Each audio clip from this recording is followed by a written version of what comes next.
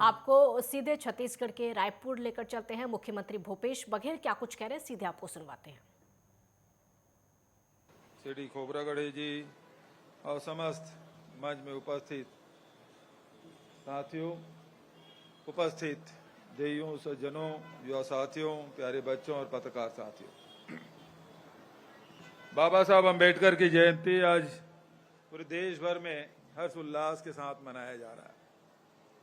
अनेक कार्यक्रम आयोजित हो रहे हैं, ग्रामीण क्षेत्र में, नगरों में, और बाबा साहब के जीवन आप देखें तो बहुत संघर्षपूर्ण रहा है। मध्य प्रदेश के इंदौर के पास महू नगर में उनका जन्म हुआ। पिछले दिनों राहुल जी के पदयात्रा के समय हम लोगों को भी वहां जाने का अवसर मिला था। बाबा साहब अंबेडकर का जन्म जैसे महू में हुआ, आप सब जानते हैं। शारीरिक रूप से बहुत मजबूत थे बालक, खेल कूद में भी अव्वल रहने वाले, शिक्षा में भी बहुत कुशाग्र बुद्धि के थे, लेकिन अस्पृश्यता का दंश उन्हें बाल्यकाल से ही झेलना पड़ा। पिताजी शासकीय नौकरी में थे तो अनेक जगह स्थानांतरण हुआ और हर जगह वही उन्होंने पाया।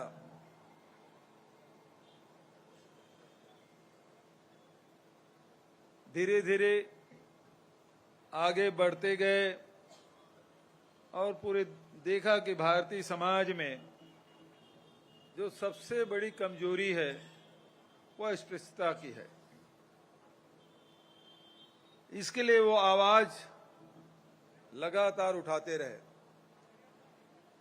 भारतीय दर्शनों में हम देखते हैं कि वसुधैव कुटुंबकम की बात होती है, पूरा विश्व हमारा परिवार है। तो वैचारिक रूप से तो हम बहुत ऊंचे हैं, लेकिन हमारा जो व्यवहार है वो बहुत ही, कह सकते हैं कि जितना विशाल विचार है उतना ही छोटा हमारा व्यवहार आप दिखाई देगा। हम कुत्ते बिल्ली की गोद में ले सकते हैं, लेकिन मनुष्य के साथ भेदभाव करते हैं, छुआछूत करते हैं, अस्पृश्य करके अपमानित करते हैं। इस पीड़ा को देश के बहुत से महापुरुषों ने महसूस किया, उसके लिए संघर्ष किया। उसी प्रकार से बाबा साहब भीमराव अंबेडकर ने भी सभी दलित, शोषित, पीड़ित लोगों की आवाज को बनकर लड़ाई लड़ते रहे। एक तरफ देश में आजादी की लड़ाई लड़ी जा रही थी, तो दूसरे तरफ बाबा साहब अंबेडकर ये जो दबे कुचले शोषित पीड़ित समाज है उसको संगठित करके उनकी आवाज बुलंद कर रहे थे। अनेक विचारधाराएं इस देश में चल रही थी, उसमें एक विचार यह भी था, देश यदि आजाद भी हो जाए और ये दबे कुचले शोषित पीड़ित समाज की स्थिति में कोई बदलाव नहीं हुआ तो ऐसी आजादी का क्या अर्थ।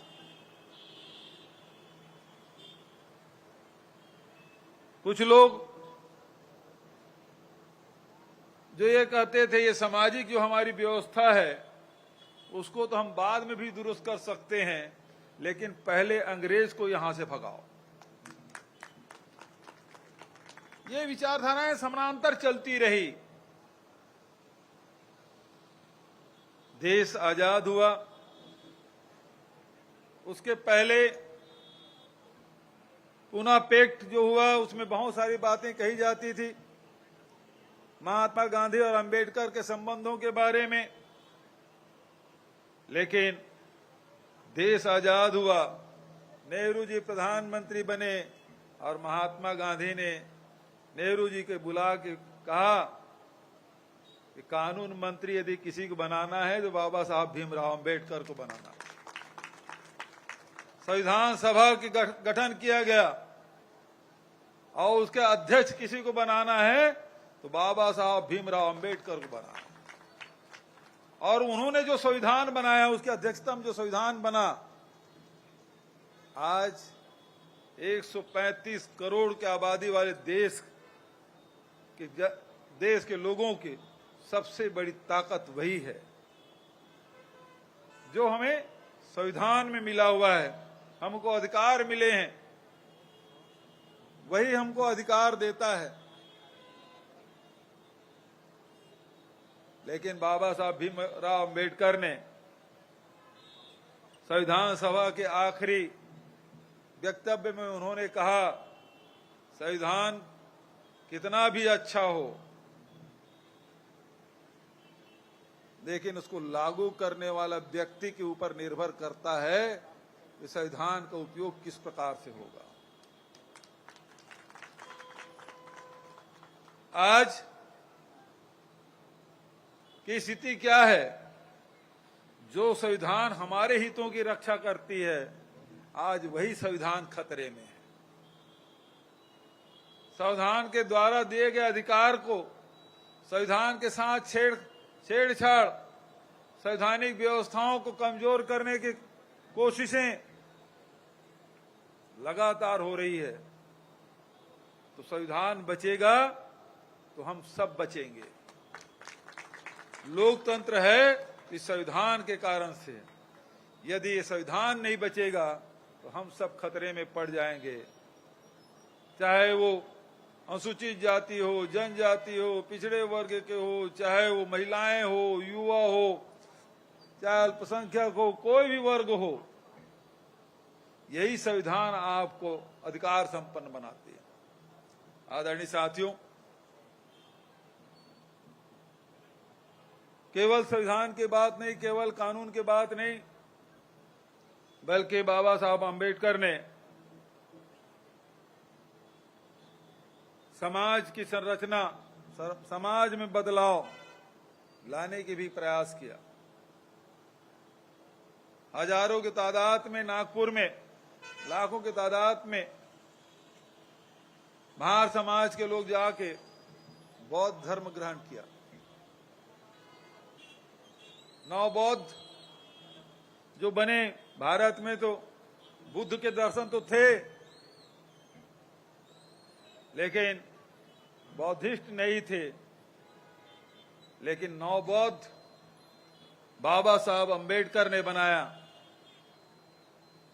और बाबा साहब अंबेडकर ने कहा, सभी जितने भी दलित, शोषित, पिछड़े वर्ग के लोग हैं, उनसे उन्होंने कहा, शिक्षित बनो, संगठित हो और संघर्ष करो। ये नारा उन्होंने दिया। अभी वासनीकर जी ने जो बात कही, स्वतंत्रता की बात कही, समता की बात कही, लेकिन भगवान बुद्ध का जो संदेश है, अंत में बाबा साहब अंबेडकर ने भी कहा, प्रज्ञावान बनो, करुणावान बनो, मैत्री करो। प्रज्ञा, करुणा और मैत्री का संदेश जो भगवान बुद्ध का है, उन्होंने, बाबा साहब अंबेडकर ने भी समाज को अंगीकार करने के निर्देश दिए। आदरणीय साथियों, आज बाबा साहब अंबेडकर नहीं हैं, महात्मा गांधी जी नहीं हैं, उसके अंबेडकर साहब के जीते जी ही महात्मा की हत्या हो गई थी। बड़े अंतर की बात कहते हैं गांधी जी और वैचारिक मतभेद, लेकिन दोनों को उद्देश्य एक था। गांधी जी की हत्या होने के बाद अंबेडकर साहब बंबई में कहीं पैदल घूम रहे थे। गांधीवादी एक विचारक मिल गए, उनसे टकरा गए।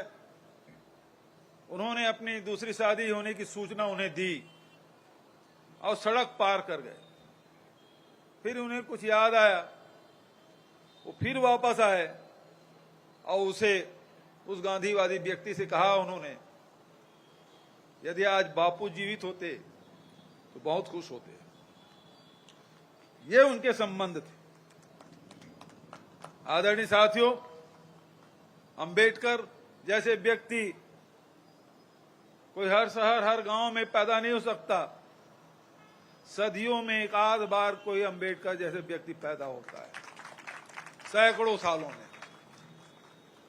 आज उसकी जयंती हम सब मना रहे हैं। मैं उन्हें अपनी श्रद्धा सुमन अर्पित करता हूं। अभी हमारे संचालक महोदय ने पिछले समय जो भवन के लिए राशि दी, इस मूर्ति के दूसरे बनाने के अनुरोध उन्होंने किया था, सारे कार्य स्वीकृत हो गए और उन्होंने धन्यवाद दिया। उसके लिए मैं उन्हें धन्यवाद देता हूं कि आप वो सारी बातें याद है। अन्यथा होता ये है कि काम निकल जाता है और आदमी भूल जाता है, लेकिन आपको याद है, इसके लिए मैं आपको धन्यवाद देता हूं। आजकल सारे लोग नई राजधानी में जमीन मांग रहे हैं। जिस समाज के कार्यक्रम में जाता हूं, वो समाज 5 एकड़ से कम जमीन मांगता ही नहीं, चाहे कोई समाज हो। और यहां आया तो फिर 25 एकड़ से कम हो ही नहीं रहा है।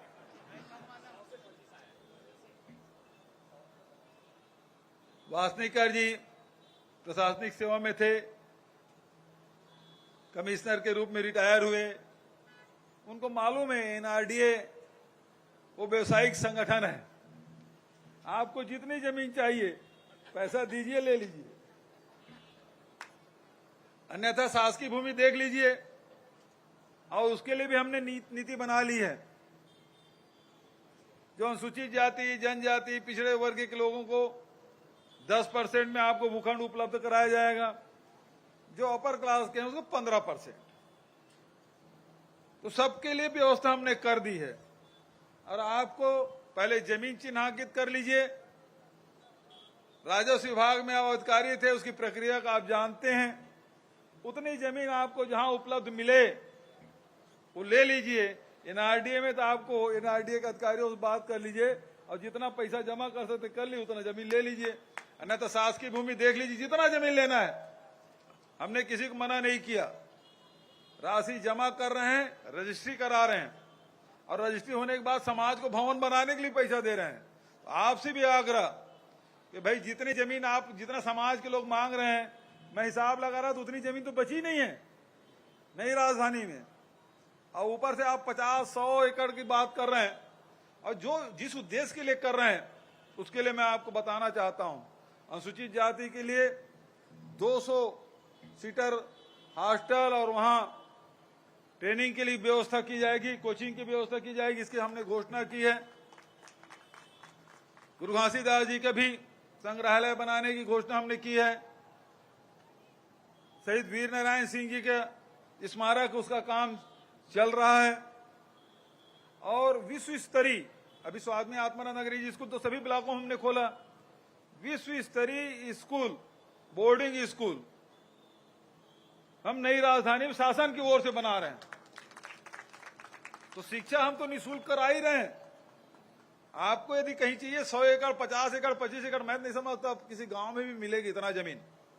आप देख लीजिए, किसी गांव में मिलता है और वहां से एनओसी ले लीजिए, रजिस्ट्री करा लीजिए। भवन बनाने के लिए जरूर राशि मैं उपलब्ध कराऊंगा आपको। इन्हीं शब्दों के साथ आप सब ने मुझे आमंत्रित किया। जाति प्रमाण पत्र बनाने के लिए भी आपने आवेदन दिया है। मैं समझता हूं पिछले सरकार की अपेक्षा इस सरकार में हमने बहुत सारे परिवर्तन किए हैं। पहली बात यह है, जिसके पिता के पास जाति प्रमाण पत्र है, नवजात शिशु को भी जाति प्रमाण पत्र देने की व्यवस्था कहीं है तो केवल छत्तीसगढ़ में। दूसरी बात, सरलीकरण हमने किया है।